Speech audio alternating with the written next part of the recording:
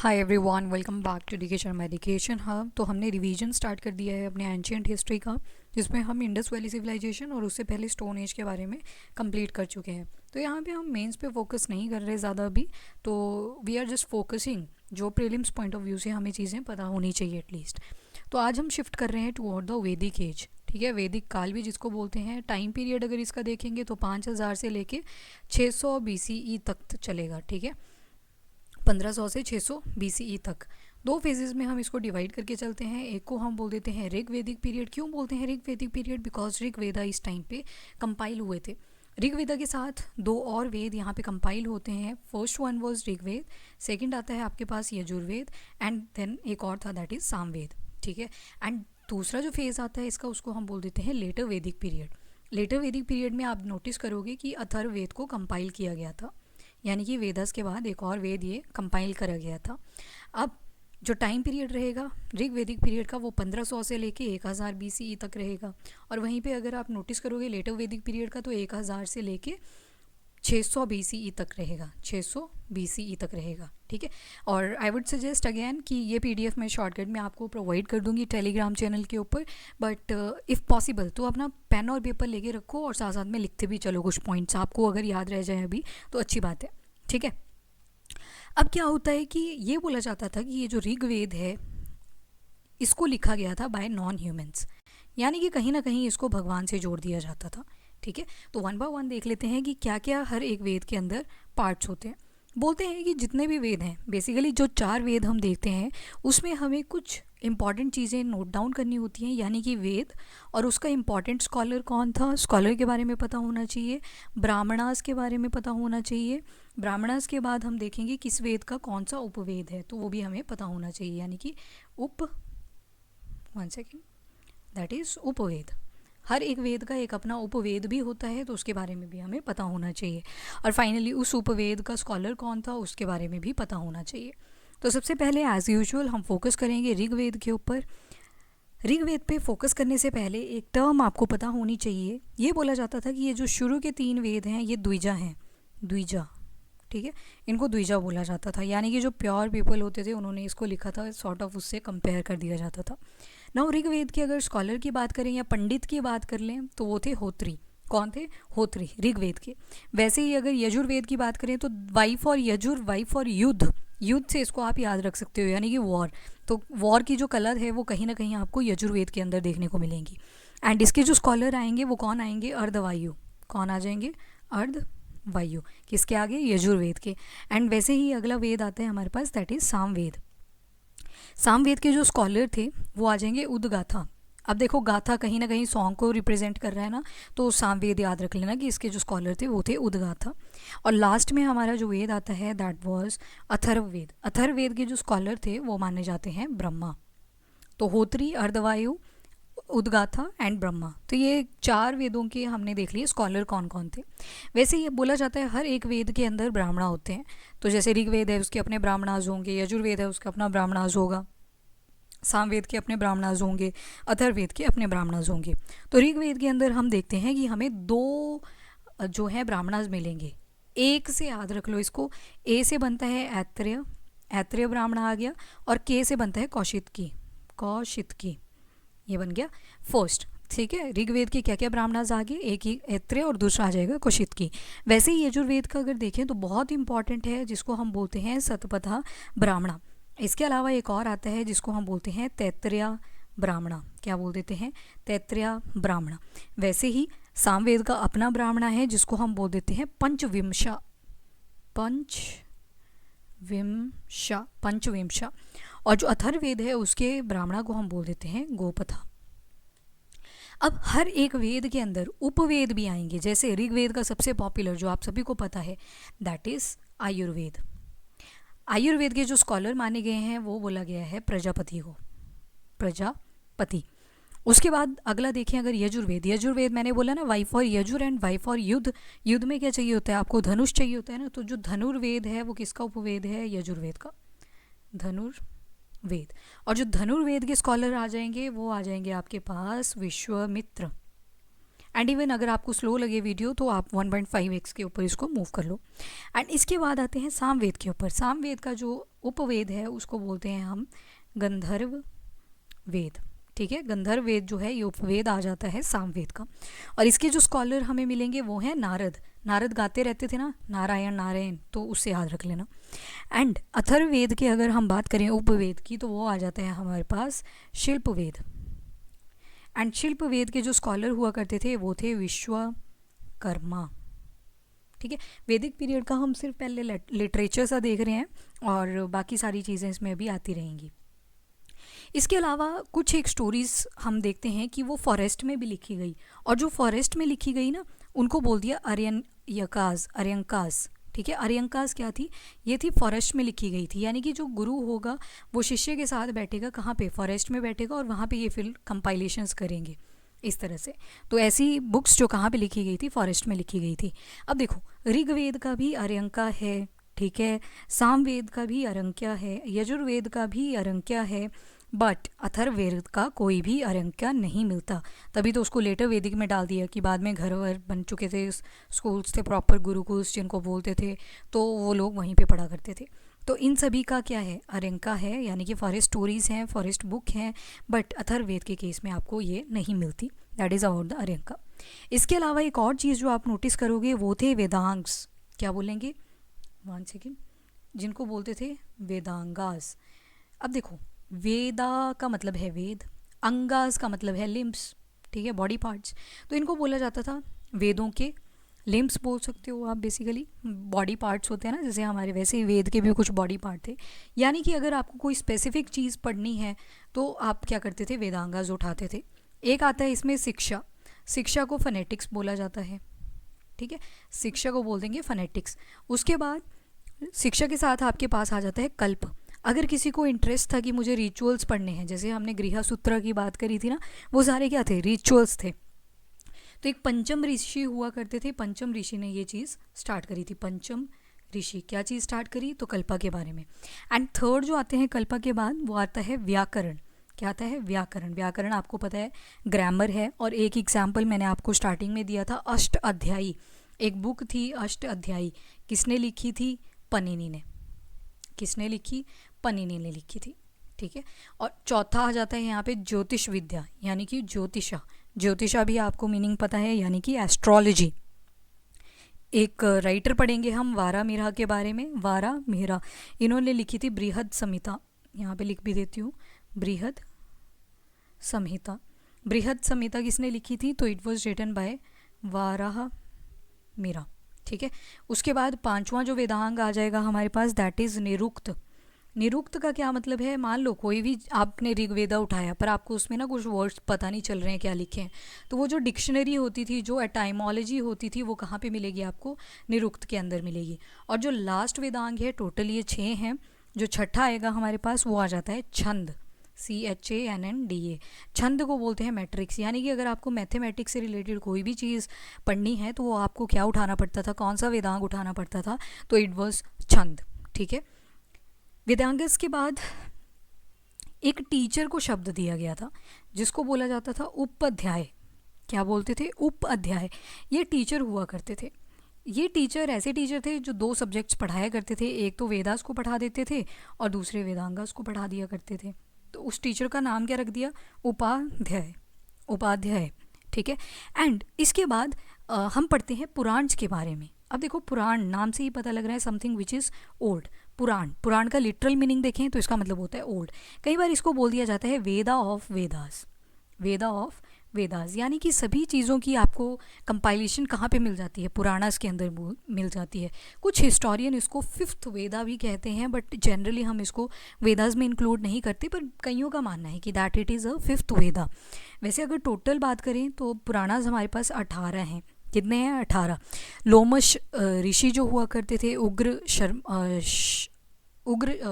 सेन थे, I think, नहीं, उग्र श्रवा थे, तो उन लोगों ने इसकी कंपाइलेशन की थी। आपने सिर्फ लोमहर्ष ऋषि के बारे में याद रखना है। मैं यहाँ पे लिख के देती हूँ, लोमहर्षा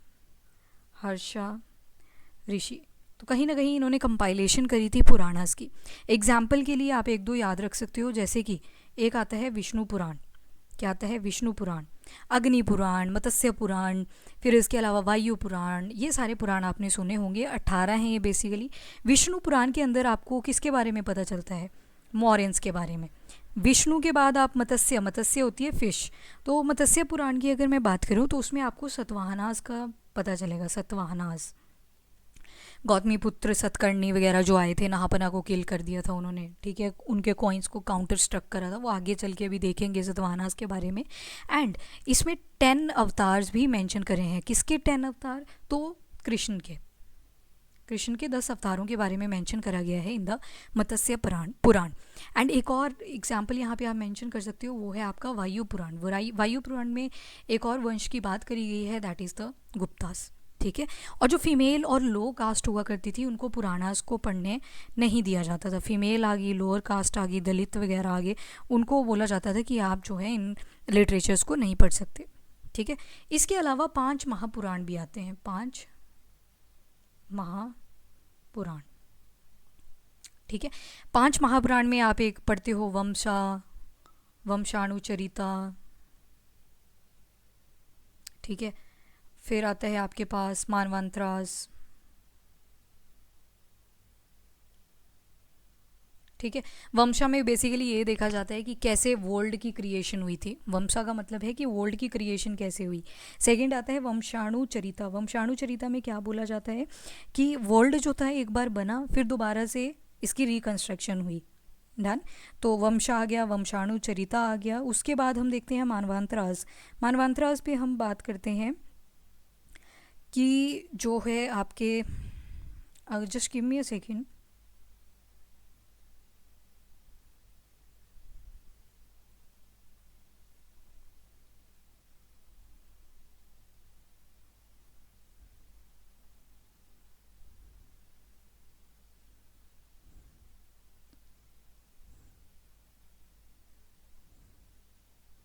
हाँ ओके। सो 5 महापुराण भी आते हैं जिसमें हम देखते हैं वंशा आ गया, वंशाणुचरिता आ गया, मानवांतरास आ गया। इसके अलावा 2 और आते हैं, वन इज सर्ग, एक और आता है दैट इज़ प्रतिसर्ग, ठीक है। माय बैड, मैं गलत बोल दिया मैंने। वंशा जो था ये अलग है। सर्ग में हम देखते हैं वर्ल्ड की क्रिएशन कैसे हुई, प्रतिसर्ग में हम देखते हैं रिक्रिएशन कैसे हुई, वंशा में हम जनरेशन्स पढ़ते हैं जो इंपॉर्टेंट ऋषिज हुआ करते थे, वंशाणुचरिता में हम हर एक किंग के बारे में कुछ स्पेसिफिक चीज़ें पढ़ते हैं, मानवांतरास में हम ह्यूमन इवोल्यूशन की तरह चीज़ें पढ़ते हैं। तो that was about the Puranas. एक और टर्म आप देखते हो दैट इज़ वेदांता, वेद का अंत, वेदांता। इसमें हम बोल देते हैं कि इसी को कई बार उपनिषद भी बोला जाता है। उपनिषद हमने देख लिया था, इसका लिटरल मीनिंग होता है कि टीचर के पास बैठ के ज्ञान प्राप्त करना। वैसे तो जो वेदांतास हैं आपके पास या उपनिषद हैं, हमने देखा था कि टोटल कितने थे, 108 थे, ठीक है। 108 मिल जाएंगे आपको, just give me a second. 108 उपनिषद मिल जाते हैं आपको, और जिसमें से 13 जो हैं वो काफ़ी ज़्यादा इंपॉर्टेंट माने गए हैं थ्रू आउट द हिस्ट्री।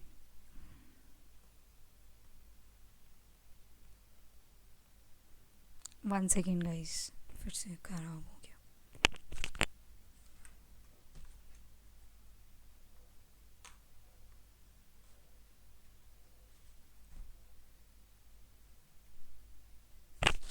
तो वेदांता में हम क्या देखते हैं कि वेदों का अंत हो गया। टोटल बोलते हैं 108 थे, बट उसमें से हम 13 के ऊपर ही ज़्यादा फोकस करते हैं, जिनको हम बहुत ज़्यादा इंपॉर्टेंस देते हैं। एक वेदांत के बारे में आपने सुना होगा, या फिर उपनिषद अब टर्म यूज़ करेंगे, जिसका नाम है मंडको उपनिषद। मंडको उपनिषद में हम देखते हैं सत्यमेव जयते, हमने वहीं से पिक किया है, सत्यमेव जयते। तो अगर पूछा जाए कि मंडको उपनिषद कौन से वेद का पार्ट है, तो ये अथर्ववेद का है, अथर्ववेद। एंड उसके बाद एक और आता है कि गुरुकुल्स का मेंशन कहाँ पे किया था, तो वो भी मुंडको उपनिषद के अंदर किया गया है। एंड किस तरह से क्षत्रिय ने अपनी मोनोपोली बनानी चाहिए, ब्राह्मण्स को सप्रेस करने की ट्राई करी, वो सारी चीज़ें कहाँ पे मेंशनड है, मंडको उपनिषद के अंदर प्रेजेंट है। इसके बाद एक और उपनिषद आता है जिसका नाम है बृहद नारायण उपनिषद। बृहद नारायण उपनिषद जो है, इसको सबसे पुराना माना जाता है उपनिषदों में, और सबसे बड़ा भी माना जाता है, ओल्डेस्ट एंड बिगेस्ट। कौन सा, बृहद नारायण उपनिषद। फिर आता है हमारे पास दैट इज़ द कठो उपनिषद। क्या आता है, कठो उपनिषद। कठोपनिषद की अगर बात करें तो इसके अंदर हमें ओम का मेंशन मिलता है। वो जो ओम शब्द है ना, इसका मेंशन हमें कहाँ पे मिलता है? कठोपनिषद के अंदर। एक और आता है दैट इज़ जालोप उपनिषद। जालोप उपनिषद, जालोप उपनिषद के अंदर हमें बहुत सारी स्टोरीज मिलती हैं, जैसे ब्रह्मा से रिलेटेड स्टोरीज मिल जाती हैं, विष्णु से रिलेटेड स्टोरी मिलती हैं। ब्रह्मा विष्णु महेश बोलते हैं ना, ब्रह्मा विष्णु महेश को ही त्रिमूर्ति भी बोलते हैं। तो उन सभी की स्टोरीज हमें कहाँ पे मिलेंगी? जालोप उपनिषद में। एंड यहाँ पे 4 आश्रमों के बारे में भी मेंशन करा गया है कि ब्रह्मचर्य होता है पहले, उसके बाद आप क्या करते हो? ब्रह्मचर्य छोड़ के आप आ जाते हो गृहस्थ्य में। 5 से 25 साल तक आपका ब्रह्मचर्य चलेगा, जिसमें आप पढ़ाई करोगे अपनी। 25 से 50 साल तक आपका गृहस्थ्य चलेगा। एंड 50 से 75 साल तक आपका वनप्रस्थ चलेगा। एंड 75 से ऊपर संन्यास आप ले लेते हो। तो all have been mentioned in the Jalopanishad, ठीक है। उसके बाद एक और चीज़ आप पढ़ते हो that is about the Manu Smriti. Manu Smriti के अंदर आपको रूल्स एंड रेगुलेशंस मिलेगी। So in short I can say laws वगैरह मिल जाएंगे। एंड इसमें बोला जाता है कि जो वीमेन थी उनको बहुत अनइक्वल तरीके से ट्रीट किया जाता था। एंड अपर क्लास का भी यहाँ पे मेंशन करा गया है, अपर क्लास। एंड इसके अलावा 8 तरह की मैरिजेज़ यहाँ पे दिखाई गई हैं, 8 टाइप्स ऑफ मैरिजेस, किसमें? मनुस्मृति के अंदर, ठीक है। और ये बोला जाता था कि जो गैम्बल है, जुआ खेलना है, वो अच्छी चीज़ है अकॉर्डिंग टू मनुस्मृति, ठीक है। इसके बाद हम देखते हैं महाकाव्यास भी थे। महाकाव्यास को हम बोल सकते हैं एपिक्स। 2 एपिक्स आपने सुने हुए हैं, बहुत बचपन से सुन रखे हैं। वन इज़ रामायण एंड दूसरा है महाभारत। रामायण एंड महाभारत। जो रामायण था इसको किसने कंपाइल करा? तो महर्षि वाल्मीकि जी ने। एंड महाभारत की बात करें तो महर्षि वेद व्यास जी ने इसको कंपाइल कर दिया था, वेद व्यास। इसके अलावा रामायण के अंदर देखें तो 7 कांडास हैं, यानी कि कांडा का मतलब होता है लेसन। तो 7 कांड किस में मिलेंगे? वो मिल जाते हैं आपको रामायण के अंदर। एक जो आपने सुना है उसका नाम है सुंदरकांड। सुंदरकांड का पाठ भी करवाते हैं लोग, ठीक है, वो सारी चीज़ें। इसके अंदर पहले जो थे श्लोक वो थे 12,000, बट आज के टाइम में अगर आप देखोगे तो आपको 24,000 तक मिल जाएंगे, ठीक है, डबल हो चुके हैं। वैसे अगर महाभारत में जाएंगे तो इसके जो लेसन्स थे उनको हम बोलते थे परवाज। तो परवाज कितने आएंगे इसके अंदर? 18 आ जाएंगे, ठीक है। इसके अंदर कितने लेसन्स आ जाएंगे? 18 लेसन्स आ जाएंगे। तो कांडाज लेसन को ही बोला गया रामायण के अंदर और महाभारत में उसको बोल दिया गया परवास। वैसे ही अगर देखें भगवत गीता किसका पार्ट आ जाता है? भगवत गीता ये भी किसका पार्ट आ जाता है? महाभारत, जहाँ पे अर्जुन और कृष्ण की कॉन्वर्सेशन को बताया गया है। पहले इसमें सिर्फ 8,800 श्लोक्स आपको मिलेंगे, 8,800 श्लोक। एंड इसको बोला जाता था उस टाइम पे जय संहिता। बट जब श्लोकों का नंबर इंक्रीज़ कर दिया गया और ये बना दिए गए अराउंड 1 लाख, तो 1 लाख जब बने तो इसको फिर बोल दिया गया था महाभारत, ठीक है। इसके बाद रामायण की और महाभारत की ट्रांसलेशंस भी हुई। ये हुई जाके अकबर के टाइम पीरियड में। आपको पता था ना कि आपको पता होगा जब हम मेडिवल हिस्ट्री पढ़ते हैं तो उसमें हम देखते हैं कि अकबर को कितना ज़्यादा इंटरेस्ट था हर एक चीज़ में, स्पेशली लिटरेचर का। तो रामायण को भी इन्होंने ट्रांसलेट करवाया था फ़ारसी में एंड महाभारत को भी इन्होंने ट्रांसलेट करवाया था फ़ारसी में। किसने किया था? तो बदाऊनी करके था उस टाइम पे, एक बदाऊनी करके एक राइटर थे, उन्होंने ट्रांसलेशन करी थी रामायण की। एंड महाभारत की किसने करी थी? तो अब्दुल रहीम खाना, सुना होगा आपने, अब्दुल रहीम खाना। तो इन दोनों ने क्या किया था? रिस्पेक्टिव सब्जेक्ट्स की ट्रांसलेशन करी थी। और महाभारत का रीनेम करके क्या डाल दिया था? रज़्मनामा। ये किसको नाम दे दिया गया था? तो महाभारत को ये नाम दे दिया गया था। Now we will focus on the early Vedic period. Early Vedic period को ही हम क्या कहते हैं? ऋग्वैदिक पीरियड। तो ऋग्वैदिक पीरियड की बात करेंगे जिसका टाइम पीरियड चलेगा 1500 से लेके 1000 BCE तक, ठीक है। अब ऋग्वैदिक काल की बात करें तो इसमें हम सबसे ज़्यादा एम्फेसाइज करेंगे आर्यंस के ऊपर। कहाँ से आर्यंस आए? तो हमने decline of Indus valley civilization में भी देखा था। कुछ का मानना था कि ये सेंट्रल एशिया से आए थे, कुछ हिस्टोरियंस का मानना है ये तिब्बत से आए हैं, कुछ बोलते हैं ये पोलर रीजन से आए हैं, आर्कटिक और एंटार्कटिक वाले एरिया से आए हैं, कुछ बोलते हैं ये स्टेपीज माउंटेन से आए हैं, ठीक है। बट जो इनका एक्चुअल ओरिजिन है, मोस्ट ऑफ द हिस्टोरियन जो मानेंगे वो मानेंगे सेंट्रल एशिया, कि सेंट्रल एशिया से आर्यंस आए थे। बट वो अकॉर्डिंग टू एविडेंसेस हैं, बट बहुत सारे एविडेंसेस ऐसे रिप्रेजेंट करते हैं कि ये पोलर रीजन से आए थे। बट जो हम लेके चलते हैं वो हम सप्त सिंधु के कॉन्सेप्ट से मान लेते हैं कि ये सेंट्रल एशिया से आए थे। और इनकी जो लैंग्वेज हुआ करती थी वो थी संस्कृत। थोड़ी सी कॉम्प्लेक्स है, आज की संस्कृत से काफ़ी डिफरेंट मिलेगी आपको, वैदिक संस्कृत बोल दिया जाता है। सप्त सिंधु इनकी बुक्स में मेंशन है। जैन अवस्था करके एक बुक आती है जिसमें हमें सप्त सिंधु का मेंशन मिलता है, और सप्त सिंधु हमें हड़प्पन सिविलाइजेशन वाले एरिया में ही मिलती है। तो पंजाब से लेके हरियाणा वाला जो एरिया है वहाँ पे ये सप्त सिंधु वाला हमें द्वाब मिल जाता है। तो सप्त सिंधु वाला एरिया मिल जाता है। तो मे बी हड़प्पन सिविलाइजेशन को किसने रिप्लेस कर दिया था, कि आर्यन से निकल दिया था, ये मान लिया जाता है। और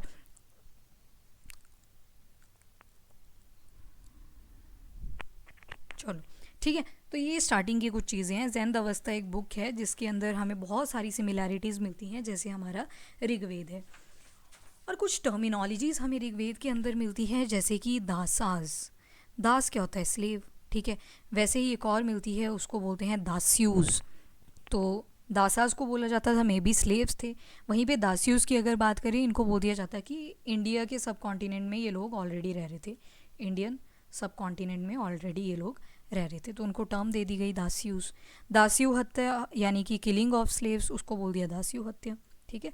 तो स्टार्टिंग करते हैं फ्रॉम द ऋग्वेदिक पीरियड।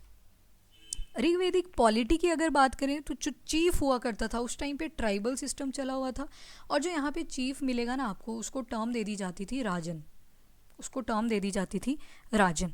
और मोनार्की नहीं थी उस पर, ठीक है, मोनार्की नहीं थी उस टाइम पे। तो यहाँ पे क्या हुआ करता था, जो पोटेंशियल रखेगा राजा बनने का सिर्फ उसको राजा बनाया जाएगा। बाकी ऐसे नहीं होगा कि अगर किसी के पापा राजा हैं तो उसका बेटा भी आगे चल के राजा बनेगा, वैसी कोई स्टोरी नहीं थी। असेंबलीज़ हुआ करती थी, 4 तरह की असेंबलीज़ का यहाँ पे मेंशंस है। कैसी कैसी, एक थी सभा। सभा के अंदर आप देखोगे कि जो एलीट लोग थे, बहुत पढ़े लिखे थे और बुज़ुर्ग हो चुके थे, वो सारे कहाँ पे मिला करते थे, वो सभा में मिलते थे। दूसरी जो असेंबली मिलती है वो है समिति। समिति की अगर बात करें, ये हमें बताता है कि कैसे हम किंग को इलेक्ट करेंगे, कौन कौन इलेक्शन में पार्टिसिपेशन करेगा, वो कौन आ जाते थे, समिति के अंदर आ जाते थे। एक थी आपके पास विधाता। विधाता में क्या होता था, जो ओल्ड पीपल हुआ करते थे जिनका सोशियो रिलीजियस टॉपिक्स के ऊपर इंटरेस्ट हुआ करता था, वो विधाता के अंदर बैठ जाया करते थे। फोर्थ में आप देखोगे गणा। गणा में क्या होती थी, स्टैंडिंग आर्मी बनती थी। तो मतलब ये फिक्स नहीं होती थी ये वाली असेंबली, ये तब बनती थी जब वॉर लाइक सिचुएशन बना करती थी, ठीक है। यहाँ पे स्टैंडिंग आर्मी हुआ करती थी, यानी कि जब वॉर लाइक सिचुएशन बनेगी तभी वो आर्मी फटाफट से बनाई जाती थी। तो मतलब वॉर के ऊपर ज़्यादा फोकस नहीं था उस टाइम पे। आगे आप देखोगे कि आर्मी बहुत ज़्यादा इंपॉर्टेंट होती चलेगी। और जो वीमेन थी वो सिर्फ आप सभा में अलाउ करते थे वीमेन को, और विधाता में अलाउ करते थे during the Rigvedic period. 2 priest, 2 पंडित यहाँ पे बहुत ज़्यादा पॉपुलर हुए। उनके नाम क्या क्या थे वो इंपॉर्टेंट हो जाता है। एक थे विश्वामित्र और दूसरे थे वशिष्ठ। ये 2 पंडित हैं जो कि ऋग्वेदिक पीरियड में बहुत ज़्यादा इंपॉर्टेंट होते हैं। फिर आते हैं स्पाइस भी हुआ करते थे उस टाइम पे, जासूस भी रखे जाते थे। और राजा जो और पुरोहित जो थे वो काफ़ी सोसाइटी को डोमिनेट कर रहे थे। राजाज एंड पुरोहित, ये लोग काफ़ी डोमिनेट करने लगे थे सोसाइटी को। बट ये था कि किसी को बुरे तरीके से ट्रीट नहीं किया जाता था। उसके बाद एक टर्म दी गई है ऋग्वेदा के अंदर, दैट इज़ पन्नीस। पन्नीस कौन होते थे, ये दुश्मन हुआ करते थे, आर्यंस के एनिमीज हुआ करते थे। ये क्या किया करते थे, जो कैटल्स हुआ करती थी या जो भी संपत्ति हुआ करती थी उसको चोरी करते थे और भाग जाया करते थे, ठीक है। तो इसको टर्म दे दी गई थी, दैट इज़ पन्नीस।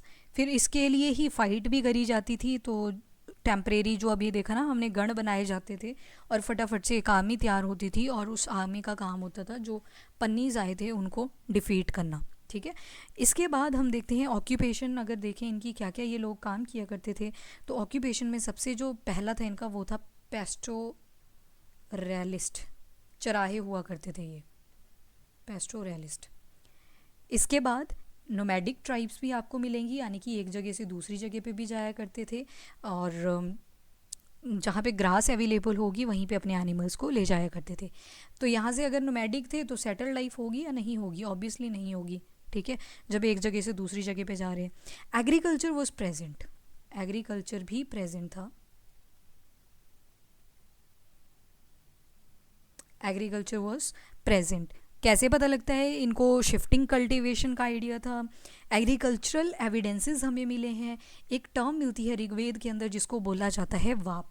वाप का मतलब होता है टू सो, ठीक है, बीज बो दिया तो उसको बोल देते थे वाप। वाप के अलावा एक और टर्म मिलती है जिसको बोलते हैं कृष। कृष नाम से ही पता लग रहा है, यानी कि एग्रीकल्चर। कृष के बाद एक और टर्म मिलती है दैट इज़ दाट्री। दाट्री जो सिक्कल होती है ना इस शेप की, तो उसको बोलते थे दाट्री। इसके अलावा फाला एक टर्म होती थी, फाला। फाला को ही लांगला भी बोलते थे ये लोग। तो ये होता था प्लो यानी कि हल। तो ये कुछ कृषि से रिलेटेड हमें टर्मिनोलॉजीज मिली हैं ऋग्वेदा के अंदर। एक और टर्म है उर्वारा। उर्वारा जो थी वो फर्टाइल लैंड के लिए यूज़ करी जाती थी, और ऐसे लोग जो उर्वारा को जीत लिया करते थे उनको बोल देते थे उर्वारा जीत। हार्वेस्टिंग का उनको आइडिया था, थ्रेशिंग वो किया करते थे। और कऊ की बहुत ज़्यादा इंपॉर्टेंस थी, गाय की बहुत ज़्यादा इंपॉर्टेंस थी। बहुत सारी टर्म्स हमें गाय से रिलेटेड मिलेगी, जैसे कि गऊ। गऊ आज भी यूज़ करते हैं ना, तो ये फर्स्ट टाइम ऋग्वेद के अंदर मेंशन करा गया था। एक टर्म और मिलेगी दैट इज़ गोपति। गोपति होता है ऐसा राजन जो क्या करेगा, उस गाय को उसकी गाय जो होगी वो प्रॉपर्टी की तरह एक्ट करेगी। एक टर्म आती है यहाँ पे दैट इज़ महिषी। महिषी जो है ये इस गोपती की पत्नी हुआ करती थी, चीफ क्वीन हुआ करती थी। जैसे जो गोपती हैं ये चीफ राजन होते थे, महिषी जो है वो चीफ क्वीन हुआ करती थी। वैसे आता है एक और term that is Gomat. Gomat वो बंदा हुआ करता था जिसके पास बहुत सारी गायें हुआ करती थी। एक टर्म और आती है दैट इज़ गोपा। गोपा जो है ये किसी ट्राइब के हेड हुआ करते थे, ठीक है। बहुत सारी ट्राइब्स हुआ करती थी, जो जो उनका मेन हेड होता था उसको हम बोल दिया करते थे गोपा। एंड इसके बाद आता है गोत्र का कॉन्सेप्ट, जो आप देखते हो ना कुंडली वगैरह में मेंशन होता है, तो ये भी ऋग्वेदा से ही स्टार्ट हुआ था। एंड दुहित्री एक टर्म आती है दैट इज़ दुहित्री। दुहित्री यानी कि गाय को दूहना। तो ऐसी लड़की वो क्या करती है, गाय को दूहती है, तो उसको बोल दिया दुहित्री। उसके बाद गोघना भी आते हैं। गोघना जो होते थे वो गेस्ट हुआ करते थे। अघन्य भी आते हैं। अब देखो जब गेस्ट आया करते थे तो कई बार खाना नहीं अवेलेबल होता था, और जब खाना अवेलेबल नहीं होता था तो ये लोग क्या करते थे, गायों का ही यूज़ कर लिया करते थे, तो दैट इज़ गोघना। फिर एक और टर्म आती है दैट इज़ सूता। सूता जो है ये रथ के लिए यूज़ करी गई है, कैरियट्स के लिए यूज़ करी गई है। इस टाइम पे काफ़ी सारे वेपन्स भी हमें मिलते थे, बट उतने नहीं मिलेंगे जितने आगे आगे टाइम पे मिलेंगे, ठीक है। उसके बाद आप देखोगे यहाँ पे जो वेपन्स थे मोस्टली वो आप देखोगे कि कॉपर के बने थे। मैंने आयरन का भी एक बार भी नाम नहीं लिया, क्यों? क्योंकि वो लेटर वैदिक पीरियड में आया था। कुछ हमें गोल्ड की चीज़ें भी मिलती हैं, और गोल्ड के लिए टर्म यूज़ हुई है स्वर्णा। इसके बाद जो प्रीस्ट हुआ करते थे, पंडित हुआ करते थे, उनको गिफ्ट में दो चीज़ें दी जाती थी, या तो कौ दे दी जाती थी या फिर डॉटर दे दी जाती थी, ठीक है, शादी करवा दी जाती थी लड़की की। एंड डाइट की अगर बात करें तो नॉन वेज भी था उस टाइम पे, वेज भी था, और एक रस पीते थे ये जिसका नाम है सोम रस। आप देखते हो ऋग्वेद के अंदर 10 मंडला हैं, तो जो मंडला 9 है, मंडला 9 के अंदर किसके बारे में मेंशन है, सोम रस के बारे में मेंशन है कि हिमालय के अंदर ये मिलता था। देवों का ये अल्कोहल हुआ करता था सॉर्ट ऑफ, तो सोम उसको बोल दिया जाता था। सूरा भी है एक, सूरा भी क्या था, इंटॉक्सिकेटिंग लेकर ही हुआ करता था उस टाइम पे। एंड एक टर्म मिली है हमें दैट इज़ यवा। यवा जो है वो जौ के लिए यूज़ करा गया है। अब जौ तो हमें स्टोन एज से ही मिल गई है, बट यहाँ पे स्पेसिफिक टर्म मिल गई है एक दैट इज़ जौ के लिए यवा। और मिल्क की बहुत ज़्यादा इंपॉर्टेंस हुआ करती थी। एक टर्म और मिलती है हमें दैट इज़ घृता। घृता जो है इस वर्ड का यूज़ बटर के लिए यूज़ किया जाता था। अम्यूज़मेंट में इनको काफ़ी ज़्यादा इंटरेस्ट था। एंटरटेनिंग जो एक्टिविटीज़ थी ये किया करते थे, जैसे कि डांसिंग आ जाएगा, डाइस गेम आ जाएगा, ठीक है, गैम्बलिंग वगैरह। एंड डाइस गेम आज भी खेली जाती है ना, लूडो वगैरह में आप यूज़ करते हो, स्नेक एंड लेडर्स में यूज़ करते हो। रथों के साथ रेस लगाना, कैरेटिंग भी इनको बहुत पसंद था। गैम्बलिंग अभी देखा हमने, मनुस्मृति में भी बोला गया कि गैम्बलिंग कहीं ना कहीं अलाउ थी। तो इन सारी एक्टिविटीज़ में ये इंक्लूडेड रहते थे, यानी कि इनको अम्यूज़मेंट का काफ़ी ज़्यादा इंटरेस्ट था। बहुत सारी रिवर्स जो आज हम पढ़ते हैं उनके नाम डिफरेंट थे ऋग्वेदा के अंदर। जैसे इंडस को बोला जाता है सिंधु, इंडस को बोल दिया सिंधु। रावी को बोलेंगे पुरुषनी, क्या बोल देंगे, पुरुषनी। उसके बाद आता है हमारे पास ब्यास, ब्यास को बोल देते हैं विपस, ब्यास को बोलते हैं विपस। फिर आता है सतलज, सतलज आ जाएगा, इसका नाम आ जाएगा शतुद्री, शतुद्री।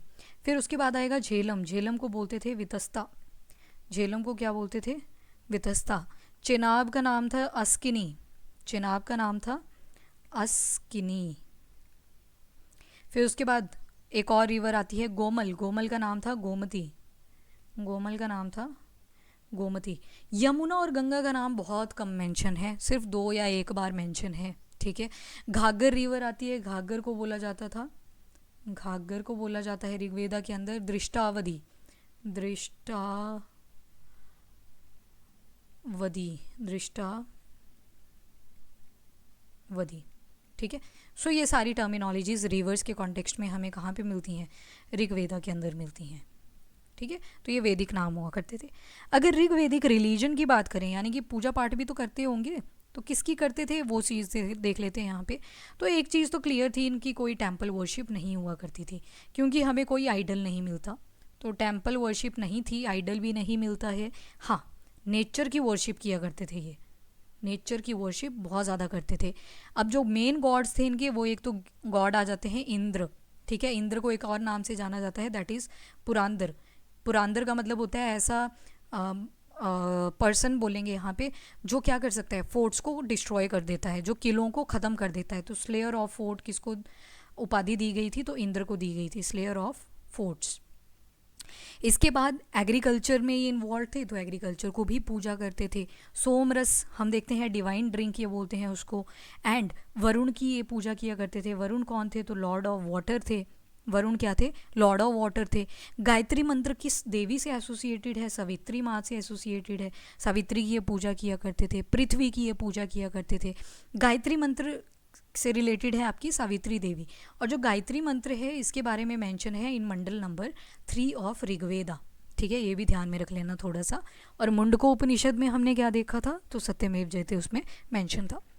अब ऐसे ही करके आपके रिलीजन के साथ एंड हो जाता है ऋग्वेदिक काल। अब देखेंगे लेटर वैदिक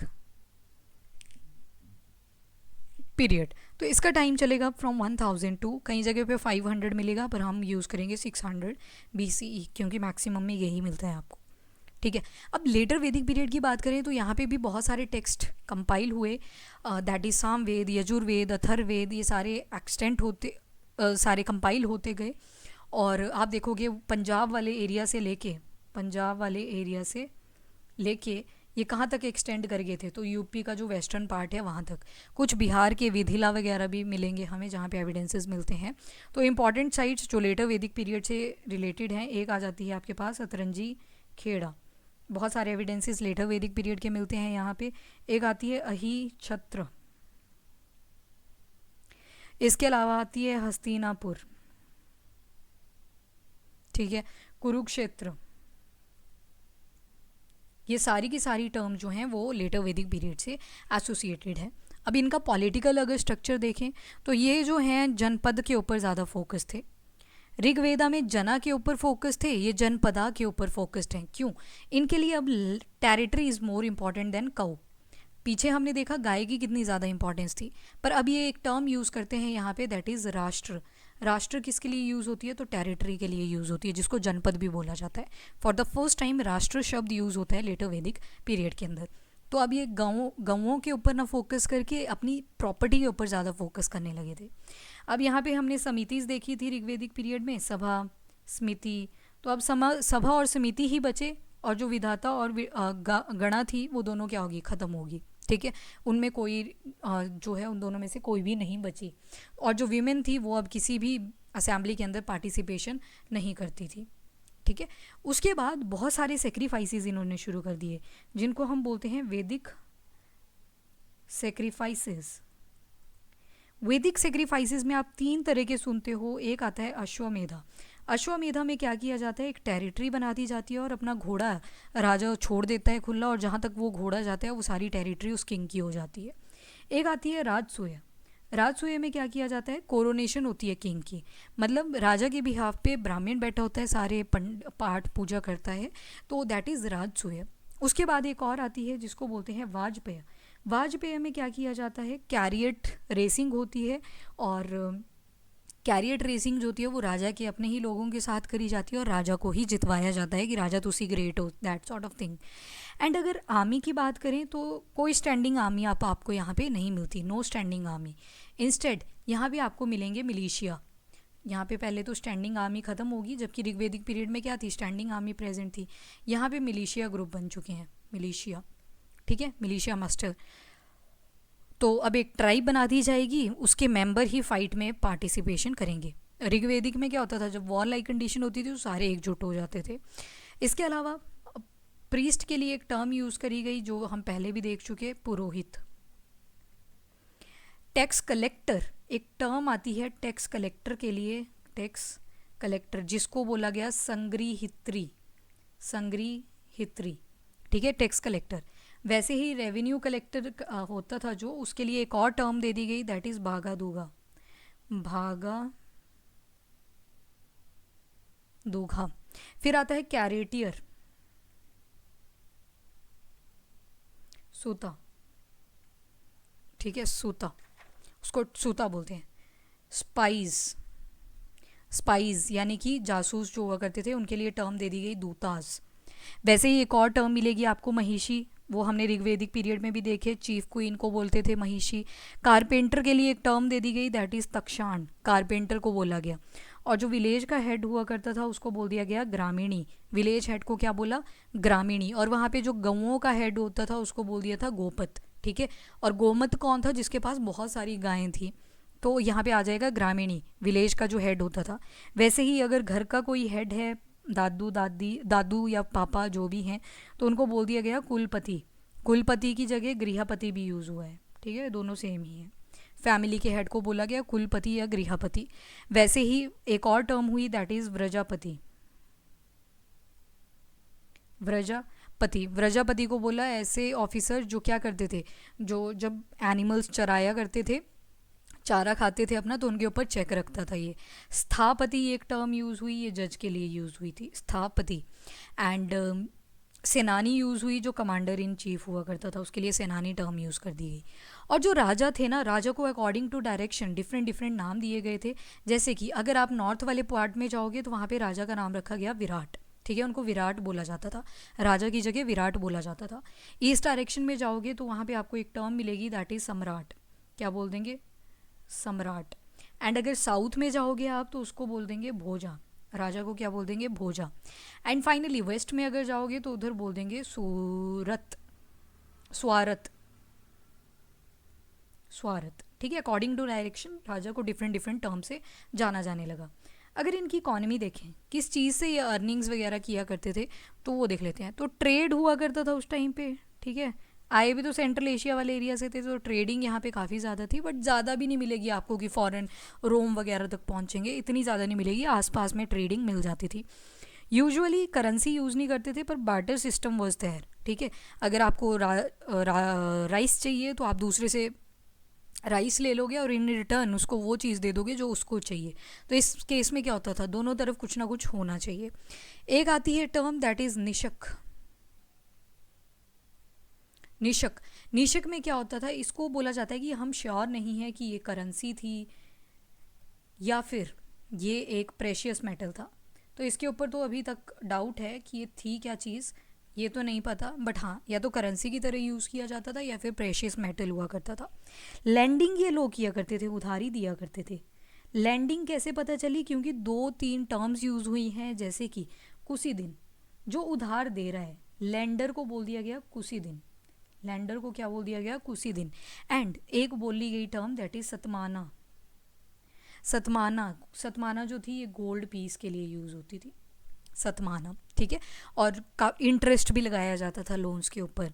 ऐत्रेय ब्राह्मणा में बोला जाता है, ऐत्रेय ब्राह्मण किसका ब्राह्मण था, तो ऋग्वेद का था, कि किंग जो होता था ना उसको 1000 पीस देने पड़ते थे गोल्ड के, कुछ कैटल्स देनी पड़ती थी ब्राह्मणास को, जो उनको अपॉइंट करते थे, यानी कि जो पंडित आते थे ना उनके राजसूय में कोरोनेशन के टाइम पे, तो उनको कुछ ना कुछ देना पड़ता था। इसके बाद एग्रीकल्चर तो ये लोग किया ही करते थे, एग्रीकल्चर इज़ कॉमन, और ये आगे तक अब चलता ही जाएगा। इनको वीट का पता था, यवा, यवा एक शब्द जो कि जौ के लिए यूज़ हुआ है, वो अभी भी यूज़ होगा यहाँ पे। एक और टर्म मिली यहाँ पे हमें, दैट इज़ गोधूमा। गोधूमा का यूज़ करा जाता है फॉर द वीट, ठीक है, वीट के लिए यूज़ करा जाता है। और बारले के लिए वही शब्द रहेगा, दैट इज़ यवा, ठीक है।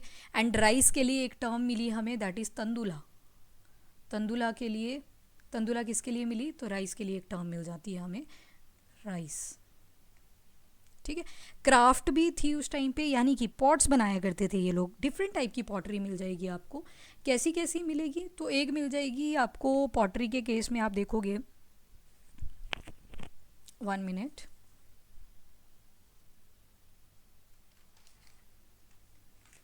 ठीक है। तो यहाँ पे पॉटरी भी मिल जाएगी। एक होती थी ग्रे वेयर, ग्रे कलर की होती थी बेसिकली। एक ऑक्रे भी होता था, बेसिकली गेरुआ सा कलर होता था। रेड वेयर भी मिलते थे, ब्लैक कलर के, ब्लैक और रेड के भी मिलते थे।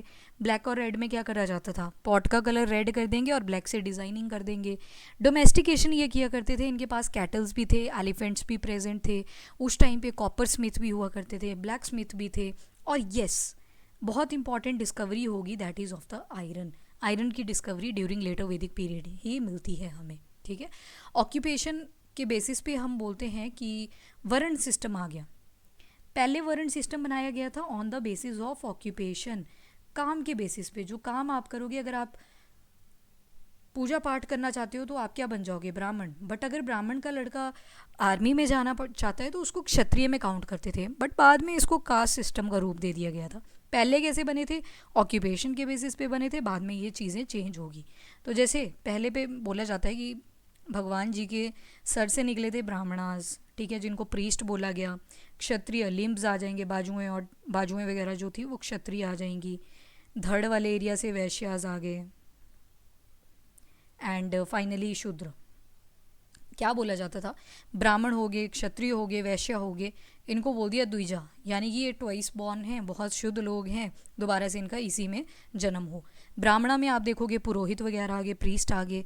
क्षत्रिय में आपको वॉरियर्स मिल जाएंगे। वैश्यास में आपको क्या मिलेंगे, ट्रेडर्स मिल जाएंगे। शूद्रा क्या करेंगे, इन तीनों को सर्व करेंगे, इनकी सहायता करेंगे काम काज में। इससे भी लो टर्म यूज़ करी गई, चंडालास। चंडालास भी एक टर्म देखने को मिल जाती है। ठीक है, तो ये सारा प्रोसीजर हमें कब मिलता है देखने को, तो ड्यूरिंग द लेटर वैदिक पीरियड। ओके, अगर सोसाइटी देखें तो पेट्रियार्कल सोसाइटी थी, यानी कि जो मेल हुआ करते थे सबसे बड़े सोसाइटी के अंदर, उन्हीं की चलती थी। पॉलीगैमी ये प्रैक्टिस करते थे, यानी कि एक आदमी की बहुत सारी पत्नियां हो सकती हैं। 8 टाइप ऑफ मैरिजेस यहाँ पे स्टार्ट हो चुकी थी लेटर वैदिक पीरियड में। 2 टर्म्स मिलती हैं हमें, एक है प्रतिलोम। जो प्रतिलोम टर्म है ना, यहाँ पे जो विमेन है वो क्या करती है, अपने से छोटे वर्ण में शादी कर लेती है। यानी कि अगर लेडी जो है वो क्षत्रिय है और लड़का जो है वो शूद्र है, तो उस टाइप की मैरिज को बोलते थे प्रतिलोम। इसका ऑपोजिट आता था अनुलोम। अनुलोम में क्या हो गया, मान लो लड़का जो है वो ब्राह्मण है, वो शादी कर रहा है वैश्य के साथ, तो उस केस में क्या आ गया, अनुलोम आ गया। और जो ज़्यादा एक्सेप्टेंस थी वो अनुलोम की ही थी, प्रतिलोम बहुत कम एक्सेप्ट करते थे। ठीक है, एग्रीकल्चर काफ़ी ज़्यादा इंक्रीज़ हो चुका था, क्योंकि आयरन की डिस्कवरी हो चुकी थी और आयरन की हेल्प से बहुत अच्छी क्वालिटी के हल वगैरह बन जाते थे। तो फीमेल्स जो थी उनको सबॉर्डिनेट कर दिया गया था मेन के। ठीक है, एजुकेशन जो थी वो अलाउड थी पर रिस्ट्रिक्टेड थी। और फीमेल स्कॉलर्स भी हमें मिली हैं, दैट इज़ गार्गिल, और दूसरी है मैत्रेय। तो थोड़ी बहुत हमें फीमेल स्कॉलर्स यहाँ पे मिल जाएंगी, पर ज़्यादा नहीं मिलेंगी, कम ही मिलेंगी। ठीक है, उसके बाद बृहद्रयंका उपनिषद हमने देखा, जिसमें रिचुअल्स बताए गए हैं कि अगर आपको एक पढ़ी लिखी लड़की चाहिए तो आप कैसे ले सकते हो, वो बृहद्रयंका उपनिषद में मेंशन करे गए हैं। वैसे ऐत्रेय ब्राह्मणा मेंशन करता है कि जो डॉटर होती है वो मिजरी है, प्रॉब्लम है, बट जो सन है वो सेवियर है फैमिली के लिए। ठीक है, तभी से ये डॉटर्स जो होती हैं वो बोझ होती हैं फैमिली के लिए, ये वाला कॉन्सेप्ट शुरू हो जाता है। डाइट अगेन यहाँ पे वेज भी है, नॉन वेज भी है। और हाँ, इनकी ड्रेस जो थी वो स्पेशल टाइप की हुआ करती थी। जैसे ऊपर कुर्ता होता है ना, तो अपर ड्रेस को इन्होंने एक टर्म दी है, दैट इज़ ऐत्रिया। और जो लोअर होता है ना वहाँ पे अंतरिया। ठीक है, और बैंगल्स, ऑइंटमेंट, ये सारी चीज़ें हमें मिली हैं। वीणा और फ्लूट के एविडेंसेस भी मिले हैं, वीणा और फ्लूट। तो यानी कि इनको एंटरटेनमेंट में म्यूज़िक काफ़ी पसंद था, इससे ये चीज़ पता लगती है। और इसके अलावा एक टर्म मिलती है वीवर्स के लिए, जिसको एप्पल का जो फ़ोन होता है सीरी बोलते हैं। ठीक है, सीरी, या फिर इनको वयित्री भी बोला जाता था। इनका काम क्या होता था, वीविंग का काम हुआ करता था, वीविंग, सीरी या फिर वयित्री, ठीक है।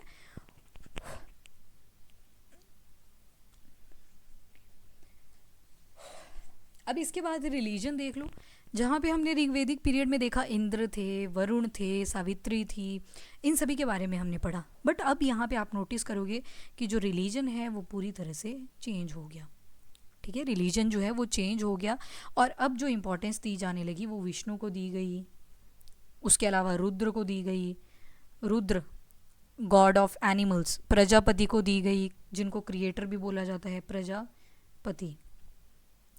इसके अलावा बहुत सारे यज्ञ चला दिए गए जो हमने पढ़े, अश्वमेध, राजपेय, वाजपेय। तो बहुत सारी जो वेल्थ थी वो दान की फॉर्म में कलेक्ट करी जाती थी, ठीक है। और सभा और समिति ही बचे थे जिसमें विमेन अलाउड नहीं थी। ओके, सो ये सारी चीज़ें हमने देखी ऋग्वेद और लेटर वैदिक पीरियड में, ठीक है। नेक्स्ट लेक्चर में हम करेंगे रिवाइज महाजनपद और जो इन्वेजन्स थी फॉरेन से, उनके बारे में, ठीक है। PDF कलेक्टिव ही देती हूँ आपको, एक ही बारी में बन जाए तो बेटर है, ठीक है। So that's all about the video. Thank you everyone and have a nice day.